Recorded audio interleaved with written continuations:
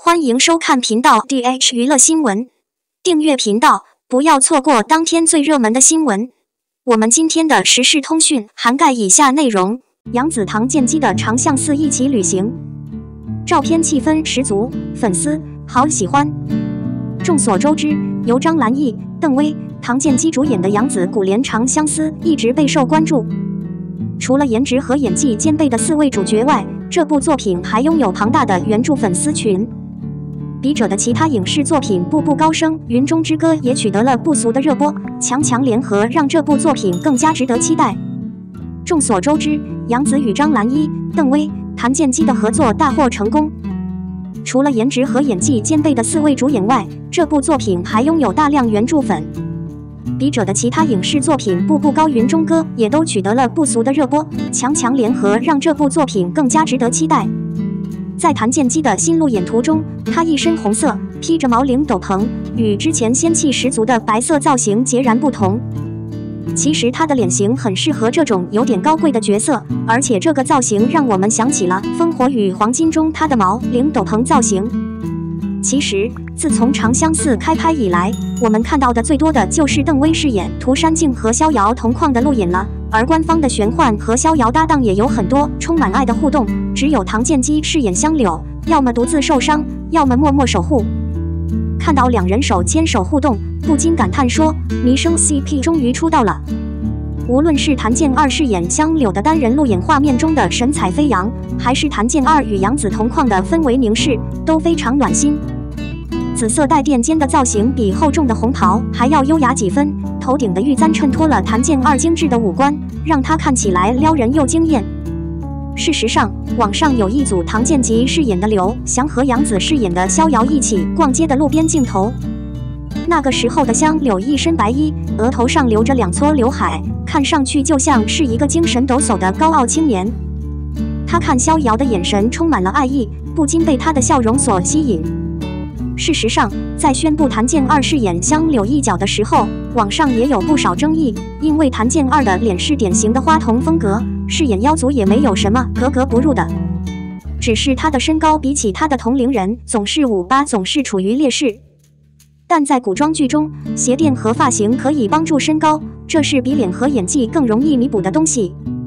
作为唐建基饰演的9头妖香柳，既有妖族的魅力，又对女主逍遥情有独钟，而这次两人背影而立的路演恰到好处。剧中的人物，两人都下定决心，不忘初心，坚守命运。杨紫饰演长相寺中的逍遥，无论是身材还是气质，都让人惊艳。唐装的宫廷装扮让精致的颈肩更加显眼，笑容可爱又治愈，这才是1v3女主该有的样子。杨紫唐建基长相寺路演，对面的照片很有氛围感，粉丝好喜欢。02余生，请开悟。顾薇的好感比我们看到的还早。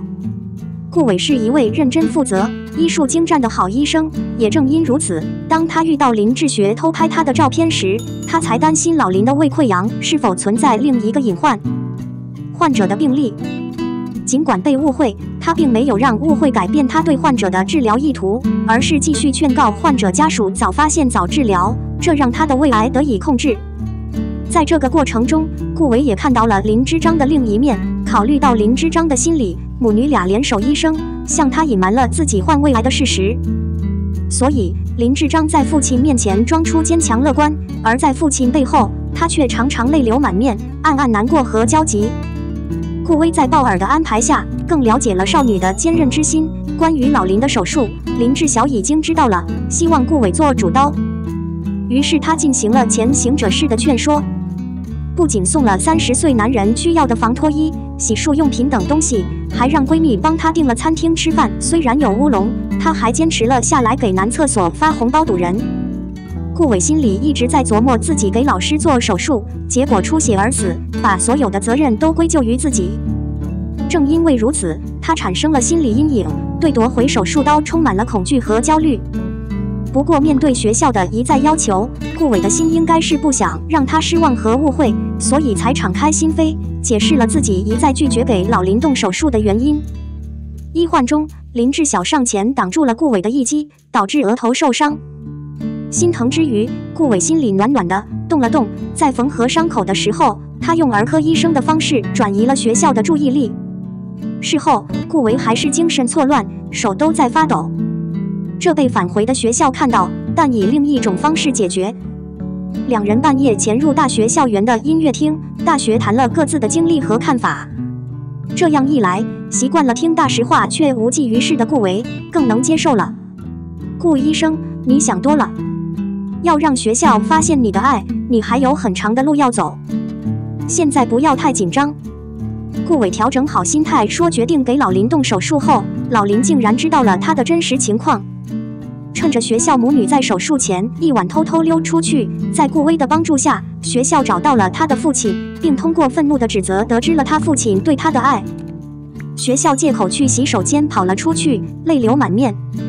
顾威想安慰却不知所措，用医学知识劝说，却被吐槽说听不懂自己在说什么，说自己哭得很丑，被人责备侮辱。最后只能顺着心，抱在怀里，摸摸头，轻轻安慰。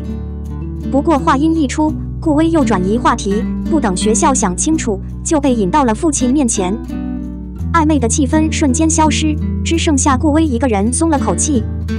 顾伟得知自己喜欢去灵芝派后，更加在意灵芝派对他的看法。除了更加细腻细心，他还会时不时地进行仔细的测试。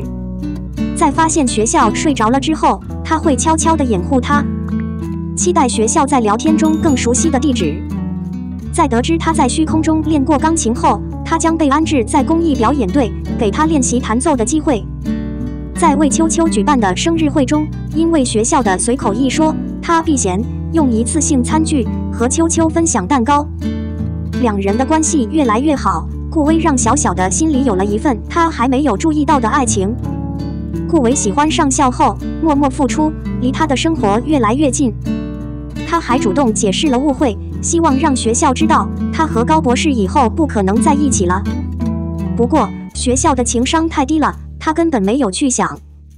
他只是觉得自己不想散布谣言，这让顾威想直白点，又怕太突兀。顾威在聊天中晦涩的表情并没有起到任何作用，反而被学校多次猛烈抨击。原本还想走得更远的顾威只能另寻机会，一个人咽下苦涩。即便是老林出院的时候，也未能澄清自己的话，只好勉强依靠手写的字条来表达自己的诚意。当我把我的私人手机号码给了学校妈妈时，我期待着再次取得联系。